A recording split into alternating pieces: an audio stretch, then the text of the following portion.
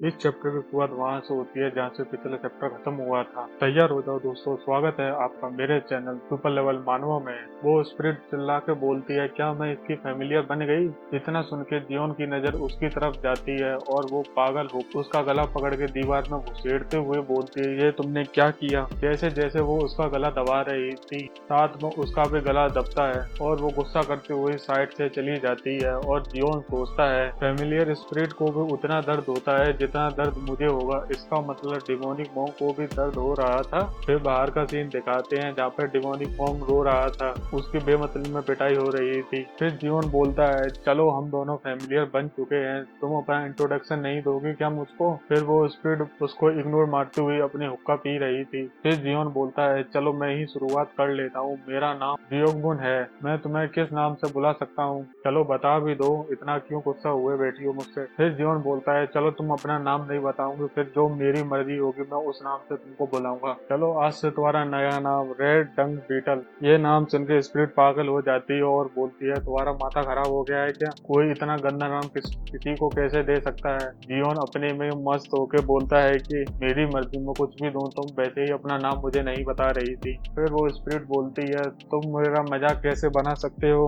फिर जियोन बोलता है, चलो तुम्हें ये नाम पसंद नहीं तो अपना नाम ही बता दो, अगर तुम अपना नाम बता दोगी तो मैं तुम्हें अगली बार सही नाम से बुलाऊंगा, कोई बेकार सा नाम तुम्हें नहीं दूंगा। फिर वो स्पिरिट बोलती है, रहने दो, चलो तुम अपना नाम मुझे नहीं बताओगी तो मैं आज से तुम्हें ब्लू स्पिरिट बुलाऊंगा। ये नाम सुन के वो स्पिरिट खुश हो जाती है, पर अपना मुंह अभी भी टेढ़ा करके साइड से बैठी हुई थी। फिर जियोन बोलता है, चलो मैं आज से तुम्हें यही नाम से बुलाऊंगा, ठीक है ना? फिर जियोन बोलता है, ये थोड़ी ईगो वाली है, मैं शर्त लगा सकता हूँ इसका गुस्सा हमेशा से ही इतना होगा, तभी इतना मुंह फुलाकर बैठी हुई है, मैं इसको धीरे धीरे मना ही लूंगा। फिर जियोन बोलता है कि ये बुक तो इंसान की खाल से बनाई हुई है। फिर वो बोलता है, ब्लू स्पिरिट तुमको पता है ये किसकी खाल से बनाई हुई है और ये क्या चीज है? फिर वो स्पिरिट बोलती है, कौन ब्लू स्पिरिट? मैं तो इस नाम की किसी को नहीं जानती। फिर वो बोलती है, मैं तो बहुत बिजी हूँ, तुम और किसी से जाके पूछो। उसको देख जियोन सोचता है, उसको छोड़ो, चलो मैं इसको पढ़ के देखता हूँ। फिर वो उसको पढ़ने की कोशिश करता है और वो देखता है कि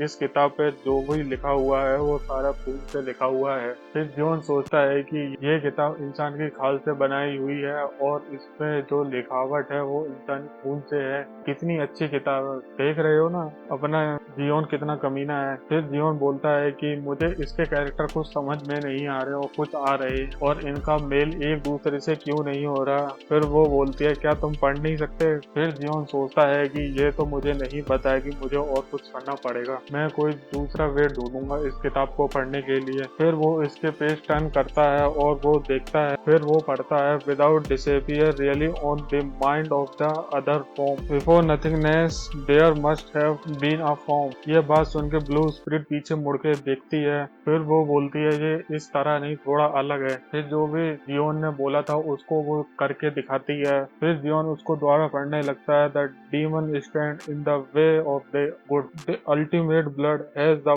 पावर टू रिजर्व ऑल। फिर वो सोचता है, मैं यहाँ अटक गया। फिर वो ब्लू स्पिरिट चिल्लाते हुए बोलती है, तुम इसको कैसे पढ़ सकते हो? फिर जियोन बोलता है, इसको पढ़ने से कुछ हो सकता है क्या? फिर जियोन की सांसें रुक जाती हैं, उसको देखकर ब्लू स्पिरिट भी घबरा जाती है और बोलती है, सांस लो। और वो बोलती है कि अभी कुछ मत सोचना, बस सांसें लेते रहो और कुछ मत करो। फिर जियोन शांति से खड़ा होकर सांस लेने लगता है। फिर जियोन ने जो भी पढ़ा था उसको परफॉर्म करने लगता है और उसको देख के ब्लू स्पिरिट बोलती है कि ये लड़का काफी जल्दी सीख रहा है। और वो बोलती है कि इस लड़के ने इतनी जल्दी सीख कैसे लिया, इसने अभी तक तो कोई मार्शल आर्ट भी नहीं सीखी, ये तो मिरेकल है, मैं अपनी जिंदगी में ऐसा काम दोबारा नहीं देख सकती। फिर जियोन थक के बैठ जाता है और बोलता है, इसमें कितनी मुझे दिक्कत हुई, ये क्या था, क्या तुम मुझे बता सकती हो? फिर वो बोलती है कि तुमने रिचुअल अभी तक ढंग से परफॉर्म नहीं किया, इसकी वजह से तुम्हारी सांसें ऊपर नीचे हो रही थी, तुम्हारी ब्रीथिंग स्टाइल ही गलत थी। फिर जियोन बोलता है, अब तुम मुझे बताओगे क्या नहीं?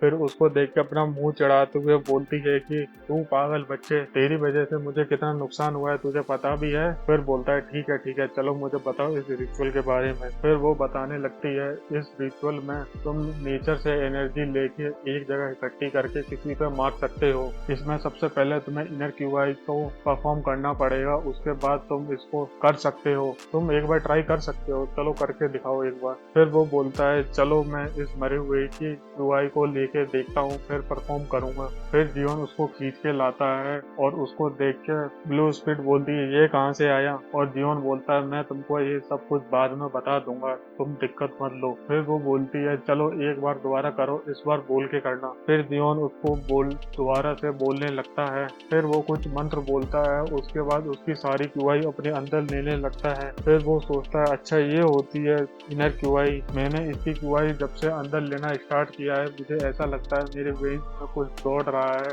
और साथ में मेरे पेट में कुछ कोट टाइप भी बन रहा है। फिर ब्लू स्पिरिट बोलती है तुम्हें कुछ महसूस हुआ कि नहीं।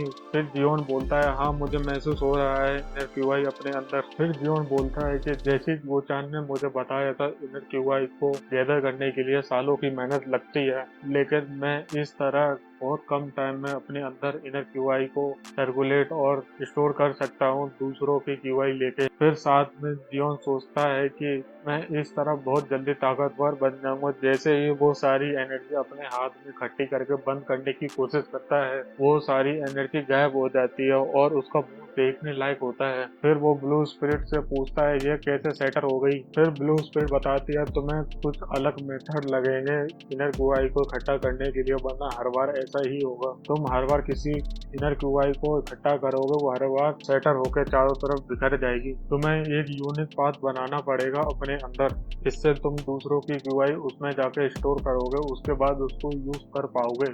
और वो साथ में बोलती है अगर तुमने ऐसा नहीं कर पाए तो तुम्हारी सारी मेहनत बर्बाद हो जाएगी, तुम कभी भी दूसरों की क्यूआई अपने अंदर स्टोर ही नहीं कर पाओगे। तुमको क्या लगा मार्शल आर्ट बनना इतना आसान है कि दूसरों की क्यूआई लेके तुम ताकतवर बन सकते हो? और वो साथ में बताते हैं और भी रास्ते हैं जिससे तुम ताकतवर बन सकते हो। फिर वो बोलती है कि तुम और भी रास्ते हैं जिससे तुम ताकतवर बन सकते हो। फिर जियोन बोलता है बताओ मुझे। फिर वो बोलते हैं सबसे बेसिक रिचुअल को सीखो, अगर तुम इसको सीख लोगे तो तुम हजारों रास्ते अपने लिए खोल सकते हो। और वो बोलते हैं चलो मैं तुम्हें एक बताती हूँ, जो भी तुम दूसरों से क्यूआई लो उसको अपने हाथों में सर्किल की फॉर्म में इकट्ठा करो, यह सबसे आसान और अच्छा तरीका है। उसको देख के जियोन मुंह बनाते हुए बोलता है ये मैं कैसे करूं, जरा बताना मुझको। फिर वो बोलती है चलो तुम इमेजिन करो और तुम अपनी इनर क्यूआई को सर्कुलेट करो और साथ में कुछ मंत्र भी बोलो, और ये सब अपने दिमाग में करना, और अपने दिमाग में साथ साथ ये भी सोचना कि ये सारी चीजें मेरे हाथों में इकट्ठी हो जाएं। अगर तुम ये सोच पाए कि ये तुम्हारी सारी इनर क्यूआई तुम्हारे हाथों में इकट्ठी हो सके, जब तुम ये परफॉर्म कर सकते हो। और वो साथ में सोचती है कि मैं इससे ज्यादा अच्छी तरीके से इसको नहीं बता सकती, क्योंकि इस लड़के ने अभी तक कोई भी मार्शल आर्ट और इनर क्यूआई की मार्शल आर्ट सीखी नहीं है, इसकी वजह से ये सारी चीजें नहीं कर पाता। लेकिन वो सारी क्यूआई बर्बाद हो जाएगी जिस क्यूआई को इसने उस आदमी के शरीर में से लिया था। फिर जियोन सोचने लगता है वो सारी चीजें जो ब्लू स्पिरिट ने उसको बताई थी, और वो धीरे धीरे करके वो सारी एनर्जी अपने हाथों में इकट्ठी कर लेता है। और उसको देख के ब्लू स्पिरिट बोलती है इसने ये कैसे किया। फिर जियोन उसको अपने हाथ में इकट्ठी करके सामने एक पिलर में मार देता है और वो पिलर दो टुकड़ों में टूट जाता है। और उसको देख के ब्लू स्पिरिट बोलती है इसने ये कैसे किया, ये तो बिगनर के लेवल पे भी नहीं था, इसने आज तक कोई मार्शल आर्ट सीखी नहीं, फिर भी इसने पहले ही ट्राई में ये काम कर लिया। फिर ब्लू स्पिरिट बोलती है इसने कुछ तो ढंग का काम करा। फिर ब्लू स्पिरिट बोलती है कि इस मॉडल में कुछ अलग बात है, आखिरकार कौन है ये लड़का। मैंने अपनी जिंदगी में काफी सारे लोगों को देखा है जो टैलेंटेड होते हैं, लेकिन इस जैसा टैलेंट मैंने आज तक नहीं देखा। देख रहे हो ना, वैसे मुंह फुलाती रहती है लेकिन तारीफ भी करती है साथ में। और वो सोचती है कि ये लड़का आया कहाँ से है जिसने अभी तक मार्शल आर्ट सीखी नहीं, लेकिन इतना टफ मार्शल आर्ट इसने पहले ही ट्राई में कंप्लीट कर लिया जिसको सीखने में लोगों को सालों लग जाते हैं। फिर जियोन बोलता है कि अगर मैं ऐसे दो चार टेक्निक और सीख लूं तो लोगों को मारना आसान हो जाएगा। उसको देख के ब्लू स्पिरिट बोलती है मार्शल आर्ट एकदम घटिया चीज है, अगर जब तक तुम किसी को मार ना सको तो मार्शल आर्ट किसी काम की नहीं। सबसे बढ़िया सबसे अच्छा मार्शल आर्टिस्ट वो होता है कि जो कि अपने अपोनेंट को सबसे जल्दी मार सके। फिर जियोन मुस्कुराते हुए बोलता है कि चलो चलो मुझे सेकंड भी बता दो। फिर उसको देख के ब्लू स्पिरिट मुस्कुराते हुए बोलती है ठीक है मैं तुम्हें बताती हूँ। फिर उसको याद आता है अरे मैं तो इस पे गुस्सा थी, इस लड़के ने मुझे पागल सा ही बना दिया, मैं अभी इसको बता देती पर मैं इसको नहीं बताऊंगी। मुझे लगता है मैं उन बुड्ढों की तरह होती जा रही हूँ जो कि अपने स्टूडेंट को जल्दी सिखाने के चक्कर में सारी चीजें बताने लगते हैं। फिर वो मुंह फुलाते हुए बोलती है मुझसे बात मत करो, निकलो यहाँ से।